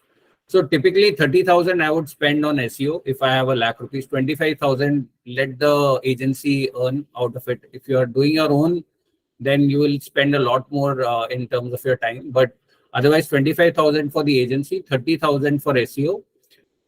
Then I would say around 20,000 for the graphics and social media kind of thing, and the rest of it for ads. But don't run ads till your SEO is done. If everything is not optimized on your website, your conversions will be lower. So first, get the SEO in place, get to see whether you're getting traffic organically. Are they buying without doing any ads? If the buying process has not started without ads, there is no use spending ads. So you need to optimize on your site first, and then you need to kind of spend on ads. Don't start ads first. First, optimize your website and then spend on ads on your website. But if you do not have a website and on social media, your products are fairly listed, or on some e-commerce platform it is listed, then you can spend on ads. And in that 1 lakh rupees, maybe you can keep 5-10,000 rupees for some experiment ads. That's it. Kedar is asking, I'm working on a DigiDoc Meditech solution startup for this technical solution. Okay, I'll check that out, Kedar. Rushi bhai, I'll request you to share the chat with me, like the entire chat, if you can share with me. Yeah. Definitely, sir. I'll do that. Yeah. How do I go higher on Google Maps? Oh, interesting one. Google Maps does really well. Try and get your customers to do, when they are in your clinic or at that place where you are located, ask them to do a review right there. That helps. Ask them to share some photographs from your place on Google Maps, which is a very easy integration on Google Maps, especially with mobile. That really helps, right? So some of the photographs which I took for some of my clients went actually viral, more than 30,000 views on one photograph for one of the sweet shops which I attended some days back. So ask your customers to post something good with a review and with a photograph. That helps you on Google Maps to go higher. Can you share, Kedar is asking, can you share health industry market cap for this digital industry needs? Sorry, I'll not be aware of that. As an entrepreneur, what percentage of profit should be marketing budget? Dr. Vandana, very good question. As an entrepreneur, no matter in what field you are, some will have very higher spends on advertisement. Healthcare, typically, we should look at allocating 10 to 15% or maybe 20% of your budget. If you want to go really aggressive, then 25% is also good. But before that, you need to get your house in order, like a great place, a great website and everything. That budget is not included in this. That is like if you're creating a website, spend some additional money on that and on your social media presence and everything. You should not be spending more than 10% of your profit. I would say not profit, 10% of your revenue. Profit, it will be very difficult to spend on your, like, in a typical scenario, I think healthcare industry works at 35% profit margin. So if you spend 10% of your revenue on marketing, you will keep getting more.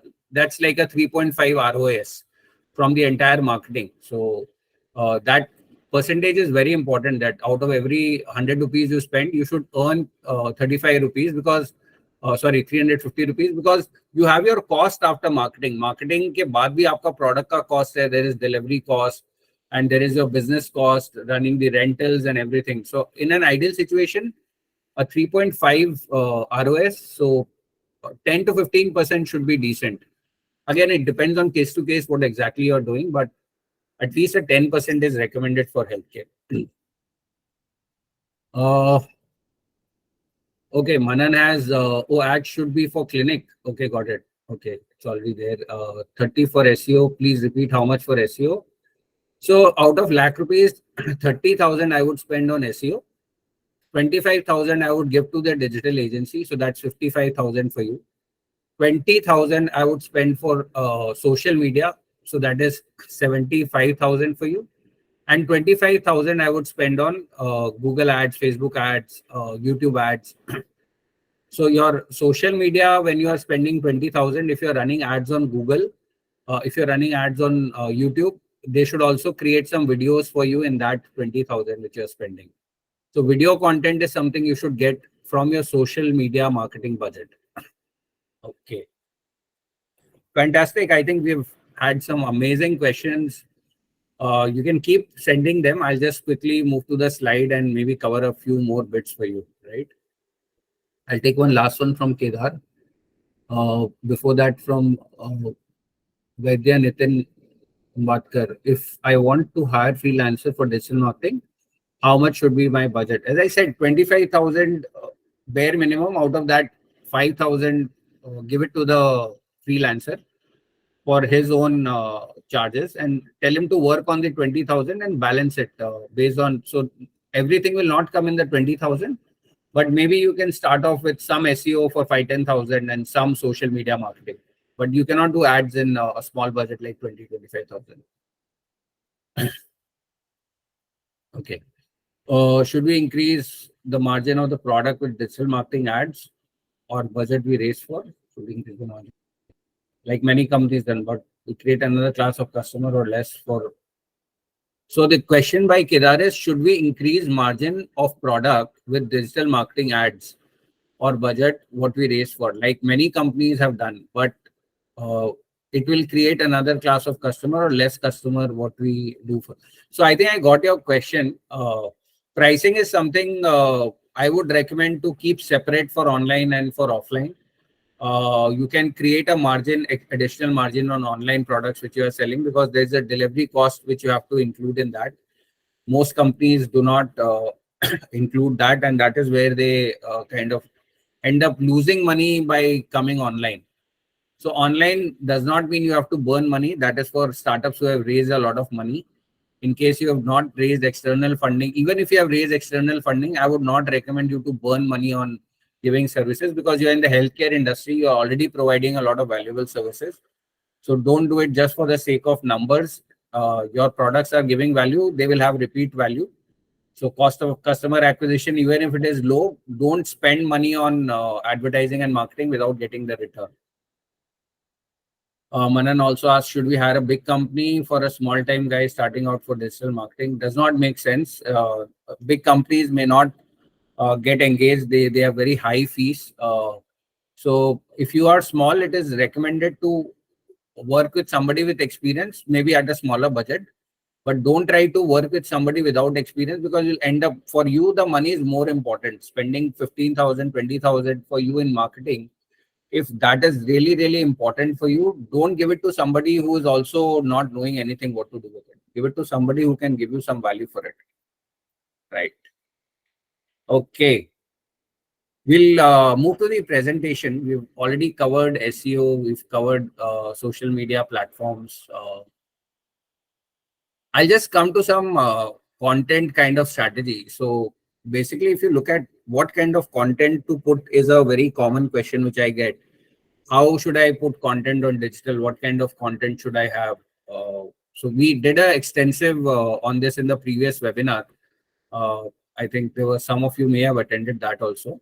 But I'll just quickly tell you that so there is a difference between content and digital content. Quickly running you through. In traditional content, you do not need to tell you, you do not need to say who has done it, right? In digital content, you will just put it without giving any reference. In traditional content, you need to be an expert. The Ayurvedic, the ancient Ayurveda may not kind of allow anybody to post, but there are so many sites which allow you to just post. Anybody can post anything, but then expertise always helps. So traditional content is not editable. Viral, we have already discussed. Cost, of course, digital has a lot of cost advantages. Before I move to the key metrics, what I would like to tell you is, for content, a lot of people want to know what kind of content becomes viral, what kind of content. So I think it is not about what content becomes viral. It is about the content actually never goes viral. It is actually the people who are creating it, the kind of personality which comes out. So for example, if you are creating a content and you are talking about something which you are not an expert in, that is time pass. So you may even get a viral, but what is the advantage of creating that? You don't want to become a social media influencer. If you want to do that, that's a different conversation. But for clinical practitioners, for people in the Ayurveda, which is a serious kind of a business, a serious kind of a profession, what I would recommend is you stick to your core. You stick to what you do best. You talk about health benefits. You talk about how you can add value. As I said, how you can give more than what they expect. So creating content for your users, you don't charge for that, right? That is you giving something additional to your patients, to your community. Some DIYs, which obviously there are a lot of people doing that also. But if you can add some flavor of yours, if you can do it in a regional language, if you have done some extensive research in something where you feel there may be others who have done that similar research and there's a lot of content out on that already, it does not matter. As I said, most of you would know what I'm going to speak today. But still you are giving me a lot of attention. Still you are rehearsing with me. You're recapping a lot of things. You're trying to take your decisions now because I'm pushing you again to do what you already know. So similarly, in your case also, your patients may know that I have to be healthy, I have to take these medicines, I have to take care of myself in this way. My skin needs this kind of care, or probably herbs are much better than chemicals. All this your patients already know. The general consumer already knows. What's the point of saying it again? The point of saying it again is in your style. You are again telling them that it is essential. They will start trusting you for saying that thing again and again. But if you do it once and you fade out, nobody will remember you. But if you keep adding value to them, you keep telling them, these are the ways in which you can do. For some things where, like, for example, if I was doing a digital marketing, company, I think this would be a great way for me to collect businesses from you. If I just give my email address and I say for people who are interested to work with me and I'm ready to work for 25,000, a lot of you would probably at least reach out to me and say, Neeraj, you added some value, though you already knew most of the things. But you still trust me because I think a lot of questions I'm able to answer. I'm able to demonstrate my expertise in what I'm speaking right now. So if you are able to engage with your audience after creating the content, if you're able to engage with your audience a bit, it may become really time consuming sometimes. Like, again, you have to be very cognizant of how much time you want to give to this. So don't open too many platforms. Don't open too many channels if you have a limited time. Like, for example, I would recommend healthcare professionals to spend 2 to 4 hours in a week, not more than that. 2 to 4 hours in a week. If you need to spend more time than that, hire, give it to a professional. You don't get involved in it, right? Because the ROI for you will not come by putting extra efforts on social media because it takes a lot of time. It takes a lot of, but you be consistent for 2 to 4 hours in a week for 6 to 8 months. You don't need to spend more than 3 hours or 4 hours in a week, right? That is like half an hour, 1 hour. Sunday, maybe 2 hours you can do, or Saturday, maybe 1 or 2 hours you can do, where you think of ideas, what you can write about, you create some things. There are a lot of tools now. You can convert text to videos, ideas you can convert. AI is doing a lot of that. Take some help from youngsters around you. They will know very quick hacks of how to use Canva, how to use Chat GTP to create stories, visuals. But you give them the domain, right? And spend not more than, I would say, 4 hours in a week. But don't give up until the next 6 or 8 months, right? And if you don't see results in 8 months, it's okay to leave it. Don't do it then. If you're not getting results, then something is wrong with your style, with your approach, or with the kind of thing you want to convey. But if you are able to give 6 to 8 months, 3 to 4 hours every week, you will see massive returns come to you. Massive, massive returns. I can assure you, because doing 4 hour content or doing 16-hour content for 1 month is what you will get 50% competition. The moment you do 4 hours of content for eight months or 6 months in a row, you are in the top 1 percentile. There is nobody else who is doing it so consistently. So if you are coming on social media, you want to become an influencer in the health segment, you want to talk about what you are doing passionately for so many years, it's a great way to come out and speak about yourself without trying to market yourself, right? That gives you a lot of visibility, credibility, opportunities come to you. But then consistency is key here, right? Okay. So social media content, whatever you're good at, DIYs do really well. How you can do it yourself at home. Don't give them complex methodologies. If there is something complex, you tell them do not do it. A lot of people will tell you very complex things to do. People have broken their rib cages while trying to do asanas at home without a guru. So you don't give them those kind of complexities. You just give them some simple things consistently. Video format will be best, right? If you can create some videos with the help of tools, that is also fine. You don't need to be camera facing all the time. You may be shy about that, but you can get somebody in your organization, in your company, in your family who can talk about what you know. Kids are really creative. I think if you have kids around you, 13-year-old, 14-year-old kids, they know how to make Instagram reels, and some of your reels with your knowledge, if they package it for you, or a digital marketing agency packages it for, don't let them take control of the content. The content, what to say is your control. How to say it, maybe give them control, right? But never give control of what to say, because you are in the healthcare industry, right? The onus will come on you. The marketing agency will say, I don't know, they gave me, I said it, I put it. But the entire content, without you having given approval, no content should go online, or even in Facebook groups. You should see all the content, check it for authenticity, check it for medical verification, and then only allow it. Okay, I'll just, last slide for me, maybe target group goal setting. You need to kind of look at what kind of, in your case, it is very clear. You need to have people with interest in Ayurveda, people with interest in income. I think does not matter too much for us. Device browser also does not matter. But you can target people around you if you are in a physical location. If you are selling something online, you can target wherever you can deliver. Yeah. Habits, basically people who are looking for traditional, in Ayurveda, that does really well. Ancient, chemical free, organic. These are the kind of words you will have to find in your segmentation. Race, I think we've already covered bits of it. I'll just keep the slide if anybody wants to take a screenshot, because this slide may be very confusing right now. But most of the things I've already discussed with you. Just important that you need to know what's happening where.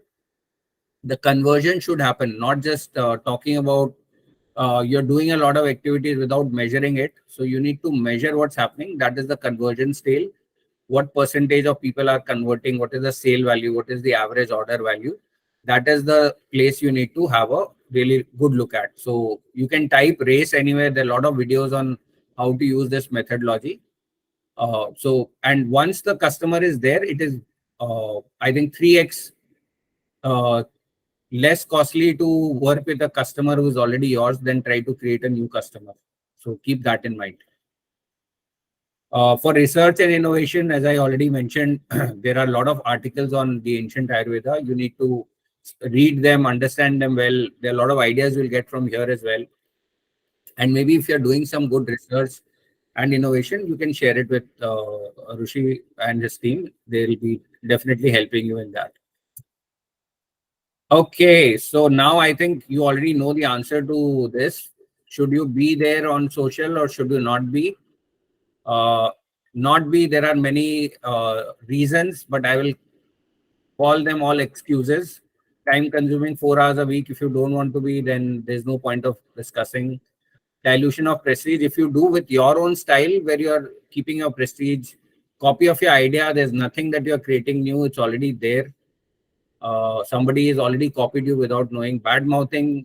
Yes, if you're doing bad things, bad mouthing will happen. If you're doing good things, distraction, of course, it can. Like you set an alarm before you go to social media, 30 minutes or 40 minutes at max. If that alarm rings, close the Instagram page. It can be really distracting. Lack of skills, hire somebody. But to be, I've given you so many reasons: discovery, scale, virality. You can build trust without spending much. It's very cost effective and you can deliver value. The reason why you became healthcare professionals, is to serve and give value. So that I think you should be here. Fantastic. I think I'm done with my presentation. Over to you, Rishi Bhai. Yeah. Thank you, sir. It was a really wonderful session, and I'd like to share the screen. I'll just leave my coordinates in the chat for people who want to reach out to me.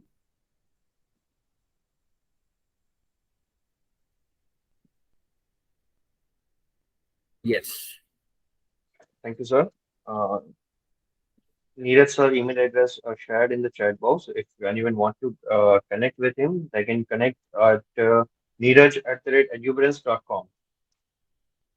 Thank you so much. I hope this session will helpful to many entrepreneurs to create their digital identity and grow their clinics or their personal identity in the digital world. Now, I'd like to request Dr. Sharman to come and felicitate Mr. Neeraj sir. Am I audible?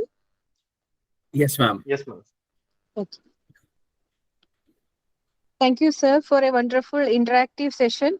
Marketing is an area where Ayurveda doctors always step back. Nowadays, in a competitive world like this, we need to market ourselves, else, you will always be back row, even if you are talented than others. After this COVID era, digital marketing plays a very crucial role in advancing a business. Neeraj sir has well explained all the digital marketing techniques. On behalf of the ancient Ayurveda and all the participants, I sincerely thank you, sir, for your valuable time and knowledge shared with us. We request you to kindly accept this small token of appreciation from our immense love. Okay. Thank you, sir. Thank you so much. Thank you. Thank you so much, ma'am. Generally, we conduct a question answer session after end of the session, but almost you have covered all the questions. But still, if anyone have any doubts, then quickly they can raise your hand or put in the comment, and we'll continue.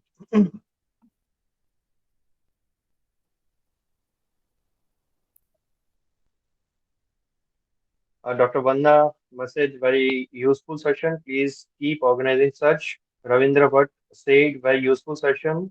Give a new vision into the digital world. It's damn true. I think there's one question by Manan Gandhi. Any red flags or something I need to take care of while hiring somebody to handle my social media and website? So red flag is somebody saying, "Sir, 3,000 mein everything will be done. 3,000 rupees, I'll do everything. I'll do ads for you. I'll do social media for you. I'll do your ads campaign." So it takes time. Like even this discussion, you see somebody trying to explain you, it has taken my 2 hours, right? So, but I have not even covered, as I said, 0.5% of anything. So if somebody tries to sit and do anything, time will cost money. So from the kind of charges somebody tells you, you can understand the quality somebody will give you, right? If, like, for example, would you trust a doctor who would say that I charge 5 rupees unless they are doing for charity or something? I charge you 5 rupees. Now 5 rupees they may say for a minute, that's okay. But if they tell you, right, 50 rupees, I'll give you a complete treatment for, let's say, diabetes, that's, you know, there is something wrong here, right? So I think cost is one factor. Another is uh, try and go to the LinkedIn profile of any person who tells you that I am a social media expert or I am a digital expert. Go to their LinkedIn profile, check out what's happening there. You will get answers to everything. If somebody does not know how to maintain their own LinkedIn profile and is providing you digital marketing services, check their LinkedIn profile, how often they post, what kind of posts they are doing. Are they helping their customers to talking about their customers? Are they liking their customers' posts? Those are some of the things you can check. Yeah, thank you.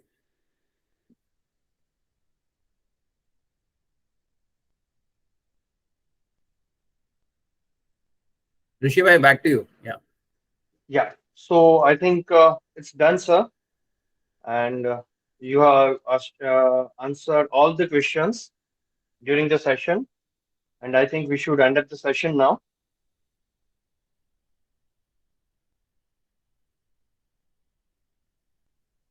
Okay. So thank you so much once again, Neeraj sir, for sharing your knowledge. And thank you all the doctors who actively participated. Thank you so much. Thank you, sir. Thank you so much for the invitation. And it was lovely talking to all of you. Looking forward to see you again very soon. Yeah. Thank you. Sure, sir. Sure, sir. Thank you. And dear participants, we'll share the study notes and recording and certificates in 2 working days on your registered WhatsApp number. So thank you so much once again, and good night, everyone. Good night, sir. Good night. Yeah.